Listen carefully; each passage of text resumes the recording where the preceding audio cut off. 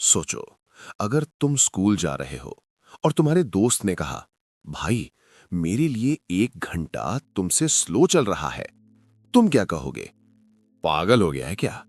क्योंकि हमें बचपन से सिखाया गया है, 1 सेकंड 1 सेकंड, 1 मिनट 60 सेकंड, हर जगह, हर इंसान के लिए।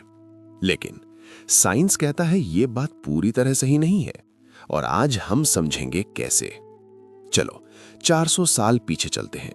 एक साइंटिस्ट थे, आइजैक न्यूटन। उन्होंने फिजिक्स के रूल्स दिए, ग्रेविटी, मोशन, कैलकुलस। उनके हिसाब से यूनिवर्स एक सिंपल मशीन जैसा था। और न्यूटन ने टाइम के बारे में क्या कहा? उन्होंने लिखा, absolute true and mathematical time flows equally everywhere. इसका मतलब सिंपल लैंग्वेज में, टाइम एक इनविजिबल रिवर है जो हर जगह सेम स्पीड से बह रही है। चाहे तुम अर्थ पर हो, चाहे मून पर हो, चाहे कहीं और, टाइम सबके लिए सेम। इमेजिन करो, यूनिवर्स एक स्टेज है, एक्टर्स ऑब्जेक्ट्स हैं, और टाइम बैकग्राउंड में चलती हुई क्लॉक है। एक्टर्स चेंज हो सकते हैं, इवेंट्स चेंज हो सकते हैं, लेकिन क्लॉक सबके लिए सेम टिक करेगी। ये आइडिया इतना सिंपल और पावरफुल था कि 200 साल तक किसी ने क्वेश्चन नहीं किया। सबको लगा, हाँ, टाइम तो ऑब्वियस है। फिर 1800s में साइंटिस्ट्स ने लाइट स्टडी करनी शुरू की। उन्होंने देखा, लाइट की स्पीड लगभग 300,000 किलोमीटर पर सेकंड है। और सबसे शॉकिंग बात, लाइट की स्पीड हर ऑब्जर्वर के लिए सेम आ रही थी, चाहे ऑब्जर्वर खुद मूव कर रहा हो या नहीं। यहां फिजिक्स का दिमाग हिल गया, क्योंकि नॉर्मली अगर तुम किसी मूविंग चीज को देखते हो, उसकी स्पीड रिलेटिव होती है। एग्जाम्पल, अगर कार 50 किलोमीटर पर आवर से चल रही है और तुम उसके ऑपोजिट डायरेक्शन में 50 किलोमीटर पर आवर से जा रहे हो, तो तुम्हें relative speed 100 kilometre per hour लगेगी। लेकिन लाइट के साथ ऐसा नहीं हो रहा था।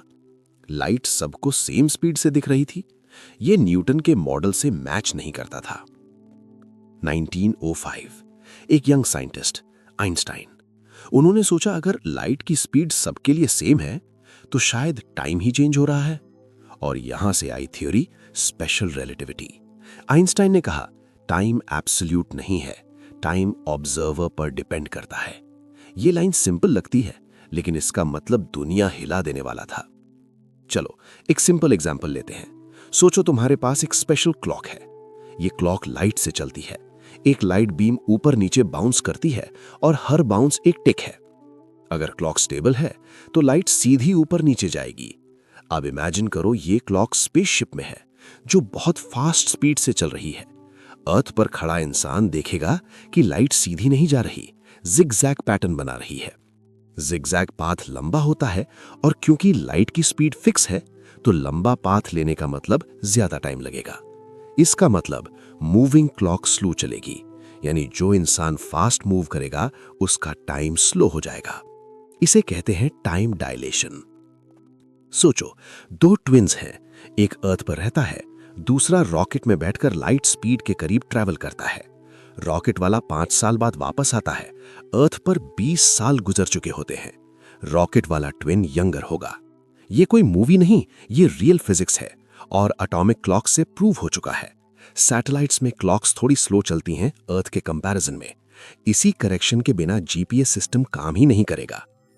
आइंस्टाइन ने सिर्फ स्पीड तक बात नहीं रोकी, उन्होंने कहा, ग्रेविटी भी टाइम को स्लो करती है। जहां ग्रेविटी ज्यादा होगी वहां टाइम धीरे चलेगा। एग्जाम्पल, ब्लैक होल के पास टाइम ऑलमोस्ट रुक सकता है। अर्थ पर भी माउंटेन के टॉप पर टाइम थोड़ा फास्ट है सी लेवल के कंपैरिजन में। डिफरेंस छोटा है लेकिन मेजरेबल है। आइंस्टाइन ने कहा, स्पेस और टाइम अलग नहीं, दोनों मिलकर एक फैब्रिक बनाते हैं, स्पेस टाइम। सोचो, तुम एक खाली जगह में खड़े हो, न जमीन न आसमान, न ऊपर न नीचे, सिर्फ स्पेस। तुम आगे बढ़ सकते हो, पीछे जा सकते हो, लेफ्ट राइट ऊपर नीचे। ये 3 डायरेक्शन नहीं, ये 3 डायमेंशंस हैं, लेंथ विड्थ और हाइट। इसी को कहते हैं 3D स्पेस। हर चीज जो तुम देखते हो, फोन, चेयर, बिल्डिंग, प्लैनेट, सब 3D में एग्जिस्ट करते हैं। अगर कोई क्रीचर सिर्फ 2D वर्ल्ड में रहता हो, जैसे पेपर पर बना कार्टून कैरेक्टर, तो उसके लिए हाइट का कॉन्सेप्ट इम्पॉसिबल होगा। वैसे ही हम 3D को नेचुरल समझते हैं, लेकिन कहानी यहीं खत्म नहीं होती। अब इमेजिन करो, तुम बिल्कुल स्टिल खड़े हो, मूव नहीं कर रहे, फिर भी कुछ चेंज हो रहा है। तुम्हारी एज बढ़ रही है, हार्ट बीट चल रही है, सेल्स डिवाइड हो रहे हैं। तुम सिर्फ स्पेस में एग्जिस्ट नहीं कर रहे, तुम टाइम में भी मूव कर रहे हो। हर सेकंड तुम फ्यूचर की तरफ पुश हो रहे हो। इसका मतलब तुम 3D नहीं, तुम 4D एग्जिस्टेंस का हिस्सा हो। 3 डायमेंशन स्पेस की, 1 डायमेंशन टाइम की, स्पेस प्लस टाइम। और यही आइडिया डीपली एक्सप्लेन किया था अल्बर्ट आइंस्टाइन ने। उन्होंने कहा स्पेस और टाइम अलग चीजें नहीं हैं, दोनों मिलकर एक फैब्रिक बनाते हैं, स्पेस टाइम। अब इसे इमेजिन करो एक रबर शीट। अगर तुम उस पर एक हेवी बॉल रखो तो शीट बेंड हो जाएगी। वैसे ही सन स्पेस टाइम को बेंड करता है, अर्थ उस बेंड को फॉलो करता है और हमें ग्रेविटी लगती है। लेकिन सिर्फ स्पेस ही बेंड नहीं होता, टाइम भी बेंड होता है। न्यूटन कहता था टाइम बैकग्राउंड है, आइंस्टाइन कहता है टाइम डायनामिक है, फ्लेक्सिबल है, ऑब्जर्वर पर डिपेंड करता है। इसका मतलब तुम्हारा प्रेजेंट मेरे प्रेजेंट से डिफरेंट हो सकता है। ये सोचना ही माइंड ब्लोइंग है। अगर तुम बहुत फास्ट ट्रैवल करो तो तुम फ्यूचर में जंप कर सकते हो, क्योंकि तुम्हारे लिए टाइम स्लो चलेगा और बाकी दुनिया के लिए फास्ट। ये थ्योरेटिकली पॉसिबल है, लेकिन पास्ट में जाना अभी तक साइंस अलाउ नहीं करती। अगर टाइम रिलेटिव है तो क्या टाइम एक यूनिवर्सल चीज है या सिर्फ मेजरमेंट का तरीका?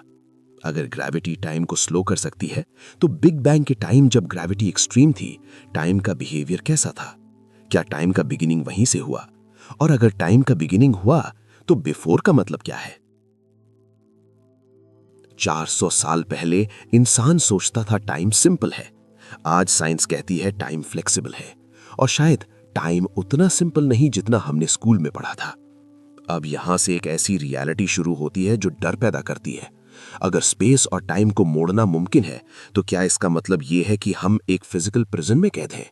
और अगर उस कैद से निकलने का रास्ता 1943 में मिल गया था तो वो रास्ता बंद क्यों किया गया? The unspoken incident. Location Philadelphia naval shipyard.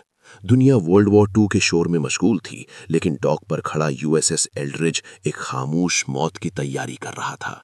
ये कोई एक्सपेरिमेंट नहीं था, ये एक वायोलेशन था, कुदरत के कानून का। जनरेटर स्टार्ट हुए, इलेक्ट्रोमैग्नेटिक कॉइल्स ने एयर को आयनाइज कर दिया, ओजोन की बू आने लगी। विटनेसेस ने देखा एक अजीब सा ग्रीनिश ग्लो, एक ऐसा रंग जो इस स्पेक्ट्रम का था ही नहीं। और फिर सन्नाटा। वो शिप गायब हो गया था, मानो शिप इस डायमेंशन से एक्सहेल हो गया था, बाहर निकल गया था। कहते हैं शिप 200 मील दूर दिखा, लेकिन ये सिर्फ आधा सच है। जब यूएसएस एल्ड्रिज वापस आया तो वो वैसा नहीं था जैसा गया था। वहां क्रू मेंबर्स लोहे की दीवारों के अंदर धंस चुके थे, उनका डीएनए और शिप का स्टील एक हो गया था।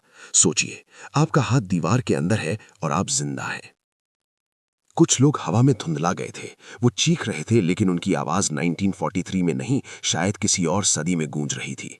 ये कोई टेक्निकल फेलियर नहीं था, ये स्पेस टाइम का ग्लिच था। ये इंफॉर्मेशन का सोर्स कार्ल एलन थे। यूएसएस एल्ड्रिज के लोग पागल नहीं हुए थे, वो देख चुके थे जो इंसानी दिमाग हैंडल नहीं कर सकता। उन्होंने बियॉन्ड द वेल देख लिया था। फिलाडेल्फिया एक्सपेरिमेंट शायद मिथ लगे, लेकिन डर इस बात का नहीं कि ये झूठ है, डर इस बात का है कि ये सच है। खैर, इस टॉपिक के बारे में कभी और बात करेंगे। अभी के लिए आप इस वीडियो को लाइक जरूर कर दीजिए।